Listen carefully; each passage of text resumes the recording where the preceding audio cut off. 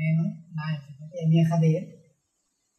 నేను medical and health డిపార్ట్మెంట్లో డిపిఎంఓగా పనిచేసి రిటైర్డ్ అయ్యాను. నేను నా యొక్క భార్య కూడా మెడికల్ డిపార్ట్మెంట్లోనే రిటైర్డ్ అయ్యారు ఓటీ అసిస్టెంట్గా. అయితే నా యొక్క భార్యకు కంటిలో శుక్లం వచ్చింది. దాని గురించి నా యొక్క అనుభవం ప్రకారంగా మెడికల్ డిపార్ట్మెంట్లో పనిచేసి నాకు మిర్యాలలో ఉన్న డాక్టర్తో కానీ ఉన్న అనుభవంతో నేను ఎంక్వైరీ చేయగా డాక్టర్ రవికుమార్ గారు ఇక్కడ సర్జరీ చేస్తారు మంచిగా అని నాకు నా ఎంక్వైరీలు తేలింది.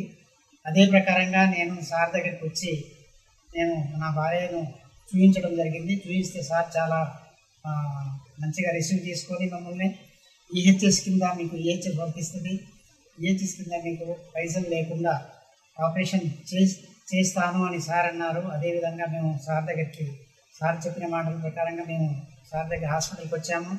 వచ్చి ఈహెచ్ఎస్ కింద మాకు ఆపరేషన్ చేశారు మా భార్య. అయితే మరుసటి రోజు నాకు కన్ను చూపు చాలా మంచిగా వచ్చింది. మాకు చాలా సాటిస్ఫై ఉంది హాస్పిటల్లో.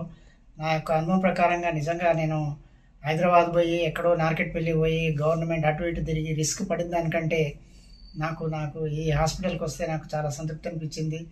మేము ఈ ఇంటికి వెళ్తున్నాము. మరి హాస్పిటల్ మేనేజ్మెంట్ కానీ సార్ కానీ మా తరఫు నుంచి నా భార్యకి చేసిన శుక్లం ఆపరేషన్ గురించి కానీ నేను మరీ కృతజ్ఞతలు తెలుపుతున్నాను.